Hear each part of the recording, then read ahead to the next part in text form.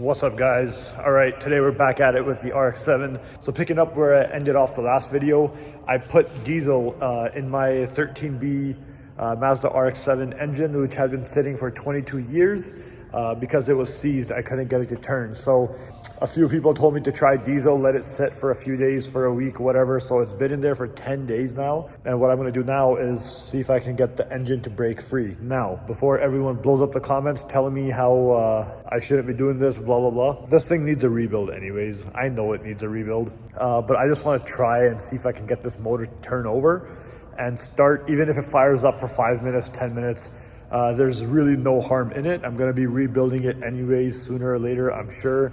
So I just wanna see if I can get it started at least, see what else needs work in this car. So whatever. Anyways, diesel's been sitting in there for about 10 days.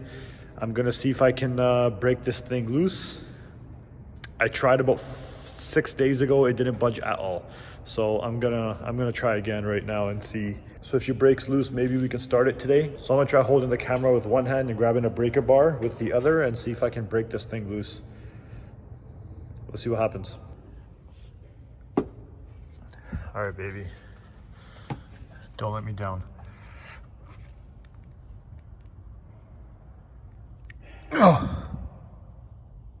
Oh, shh.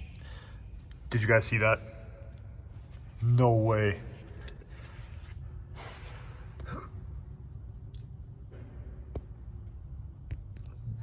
Boys, she's turning.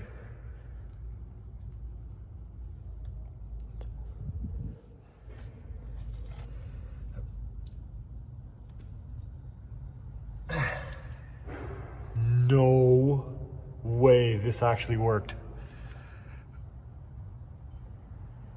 I'm gonna do it back and forth a bit.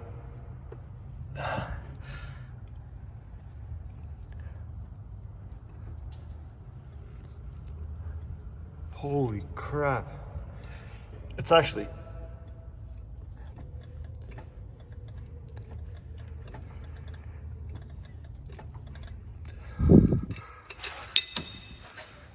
Dude, what? Yo, there is no way this just worked. And it's honestly freeing, like it's honestly spinning really good. I didn't spin it all the way around, obviously, because the breaker bar is not gonna let me go all the way around. I can't believe that just happened. Okay, I'm not super optimistic still. I don't want to get too ahead of myself and get too excited because I know the seals and the apex seals in that in this rotary motor are probably screwed. But yo, it is turning. It is not seized anymore. I think I'm actually going to put a 1/2-inch ratchet on there. Maybe I'll put a bar on that ratchet just for a little more leverage, and I'm going to try turning it all the way over a few times. And man, there's nothing that beats experience. That is crazy. There's a couple people that told me to try this, and I was like, sheesh, I don't know how that's gonna work, but I can't believe it worked. That is wild. I'm gonna grab a ratchet and we're gonna turn this thing over and make sure there's no sticky spots and it actually turns all the way over. You can't make this stuff up. That is crazy. All right, we got just a 1/2-inch ratchet with a 19mm. Let's see if we can turn this baby over all the way.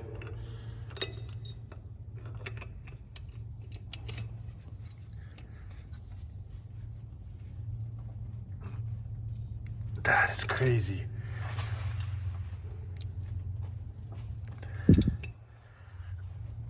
Yeah, there's a sticky spot right here. I need more leverage.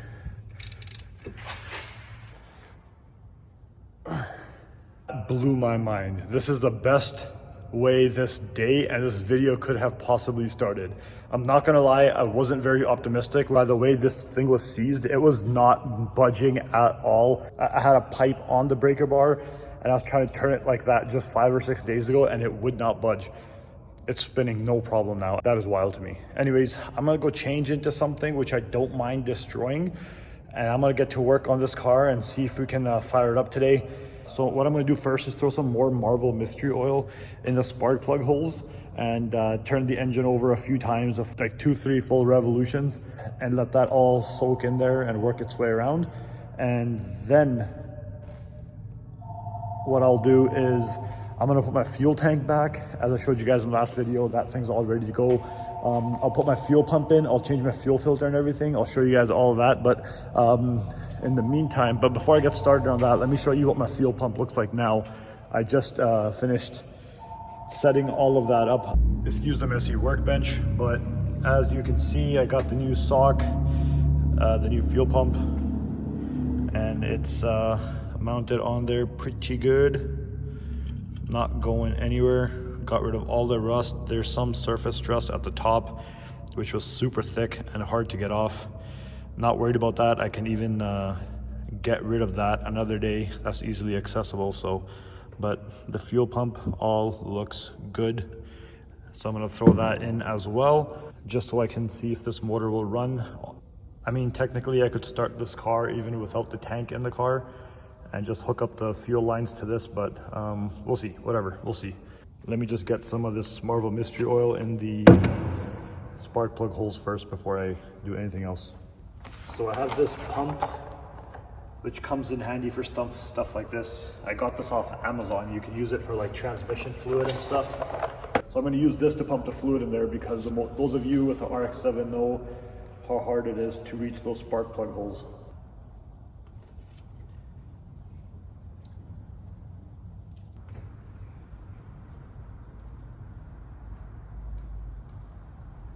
Now that that's done, I'm going to try turning over the motor a couple times with my hand.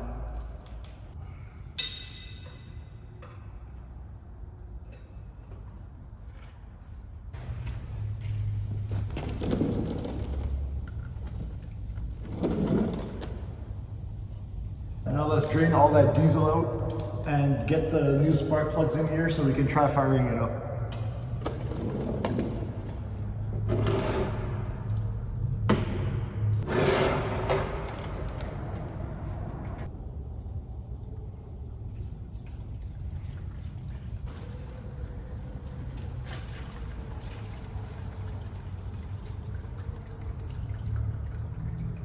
Okay, so I'm gonna let that drain for quite some time to try and get all the diesel out of it. And while that's draining, I'm gonna put a new oil filter on and I'm gonna put new spark plugs in.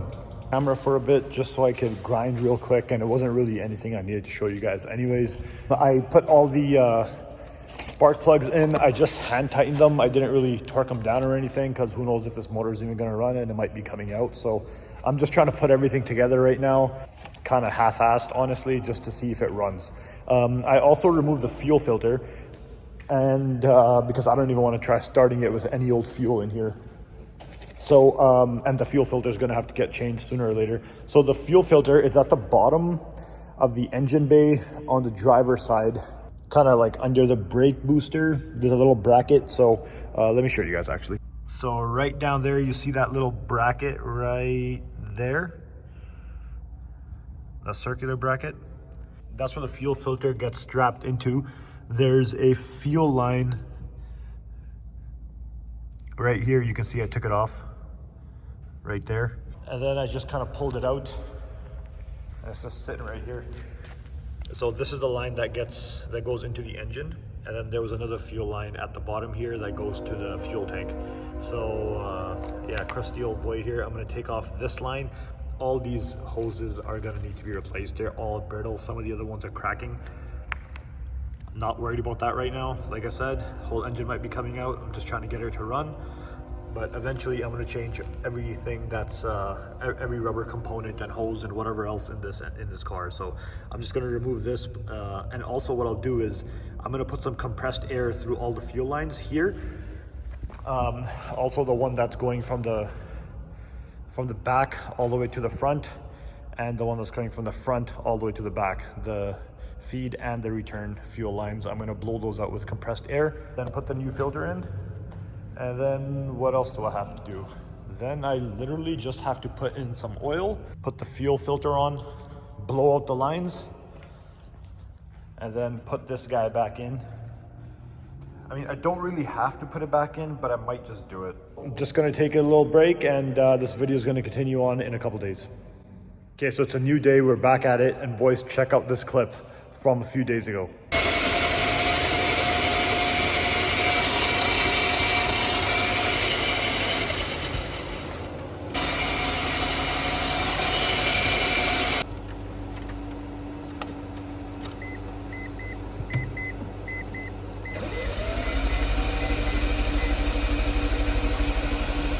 So as you saw in that clip, this thing almost turned over, man. It was this close to starting. There was smoke, a little bit of smoke coming out the tailpipe. The engine was spinning free. Everything seemed good, but it didn't turn over. Let's rewind a bit. Let me tell you what I did. So as you can see, the gas tank is still out. I put a rim under there, and when my buddy was here, I put a rim under there and a bucket, and then we just filled that up with some gas and use that as our fuel tank, because we decided that we didn't want to mount this with only one strap, because I'd probably have to lower it again to get the new strap on there. So I just left that for now. I just wanted to see if this thing would start. So we just put some gas in a bucket, and up here hooked up the fuel tank and just kind of have it hanging down there and sitting in the bucket. And then we threw a battery in it and we tried turning it over. It was almost there. I even tried some starter fluid and it didn't work. Okay, so this car does not want to start. I tried pretty much everything. I cleaned up the spark plugs and everything, turned it over, put them back in, tried cranking it over. It doesn't crank. I had enough battery. It was getting fuel. It was getting air. It was getting spark plugs. I tested them, they're working. Everything is good. It does not want to start. So what I did is I did some research of what a healthy rotary engine should sound like. I didn't do a compression test because I kind of figured I kind of figured I'd know what that compression test was going to say, and I don't have the correct compression tester for a rotary. So when you're turning over your engine, a rotary is supposed to make like a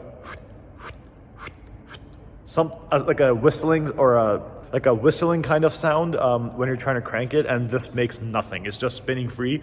And so I recorded a video of the car cranking. I posted it on a bunch of RX7 Facebook groups to ask everyone, you know, does this sound like a motor with compression, or does it sound like a motor with no compression, which is what I'm leaning towards. Without surprise, every single person said that the apex seals are gone. There is no compression for sure with this rotary, which is what I was kind of figuring, leaning towards anyways. So basically, yeah, this thing needs a rebuild. I'm gonna have to pull the motor, which is fine. I kind of knew that when I was purchasing this car, but now I'm kind of double-minded of what I want to do. So I'm going to pull this motor, rebuild it, fix every leak I can from what I can see. But this car also has a lot more rust than I thought. So I don't know exactly what I should do with this car at the moment. Part of me wants to strip this down completely, fix the body, fix the body, paint it, fix the motor, all the leaks, fix the rust, and do the whole 9 yards. A part of me wants to see if maybe I should get a clean shell and start there to save all the rust repairs. Leave a comment. Leave a comment down below. I want to know what you guys have to say, what you guys think I should do. I do value your guys' opinion. It helps me think outside the box a little bit and get me away from my line of thought. So definitely leave me a comment. Let me know what you think I should do. I did just put my car on the hoist so I can show you guys the underside. Laying underneath it when it's on jack stands, it's kind of hard to give you guys a good visual of what the underneath looks like. So I'm gonna lift it up right now and I'm gonna show you what the underside looks like so you guys can see what I'm dealing with for the rust. The body's actually pretty clean. Of course it needs paint and stuff, but visibly, this is pretty much the only rust on the car that you can visibly see. These are just moldings and stuff that can get fixed, and some surface rust on the top. Interior is pretty mint. Mint as in dash is good, nothing's really broken or needs to be replaced, all OEM. Seats will need to be redone. Of course, carpet and everything is gonna have to come out if I do the rust repairs. And there's some rust or whatever going on over here, which will need to be addressed. I'm pretty sure it's gonna be pretty nasty once I remove these side skirts and stuff. The rust is gonna be pretty bad, but let me show you guys underneath it where most of the rust is.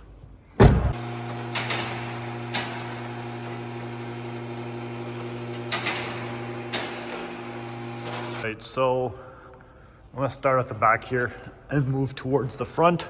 So this area is not too bad. It's pretty clean under here. This is where the fuel tank was.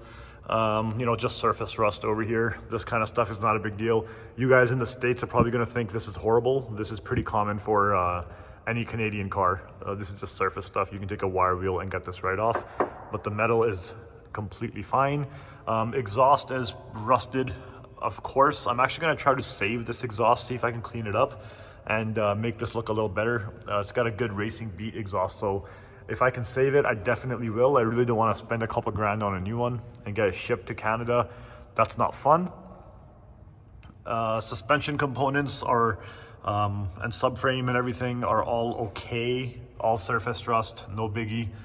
Bushings will all need to be replaced, which is pretty obvious. New brakes, suspension and brakes and stuff, that's completely fine. The big issue for me with this vehicle is the rust underneath it. You can see some of it right there before I even get close. The rust, and then the motor needing a rebuild. So moving to the front, this stuff I'm just gonna scrap. These heat shields, they're just falling apart. Let me know if you think I can save this exhaust, if this is usable. I was thinking about taking it off, cleaning it, opening it all up, and seeing if that works. Moving along to the front, you can start seeing what's going on over here. Pinch welds are pretty much destroyed because some people don't know how to jack up a car. They should have jacked it up from here if they were going to use a pinch weld where the actual thicker weld is. Like, I don't know why you would do that, but look at this. So this is rust. There's a hole here. This is underneath the driver's seat. And then this side, holes worse here. So that's the worst part of the rust. And then the heat shields are all destroyed. There's some sort of oil leaking or water or condensation or something leaking out of the exhaust here. Oil pan has a leak, I'm pretty sure. There's a lot of oil everywhere. There's oil leaking up here from the transmission. I think it's the rear transmission seal or something. So that's that. And the rest of it's okay at the front. So overall, it's not horrible.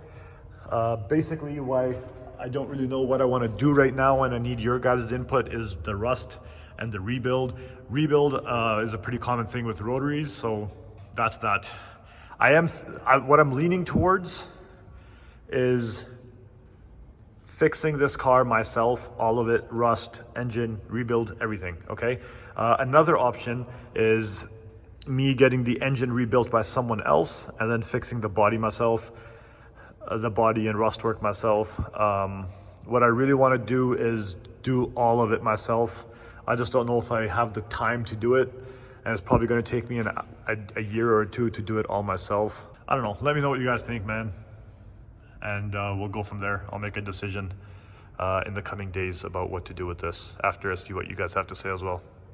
Basically, what I'm really leaning towards is just restoring this whole thing myself because I really want to learn. I don't care if it takes me like 2 or 3 years to get this car in mint shape, but is this too far gone? That's what I really want to know. Tell me if you think this is too far gone. I don't think so. And like I said, I barely paid anything for this car. I was pretty much given it, and there's a good story behind it. There's a lot of history with this car. I do want to restore it. So what I'm leaning towards is just kind of biting the bullet and learning everything myself and doing everything myself and creating some good content. I really think it'll help the YouTube channel as well. So that's what I want to do. I'll fix the motor, fix the bodywork, fix the rust, and however long it takes is however long it takes. Anyways, that's all I got for you guys. This video is getting kind of long. So yeah, let me know what you guys think. Look forward to hearing what you guys have to say in the comments. Follow me on Instagram, send me a DM if you'd like. Anyways, that's all I got for you guys today. I'll catch you guys soon. Peace.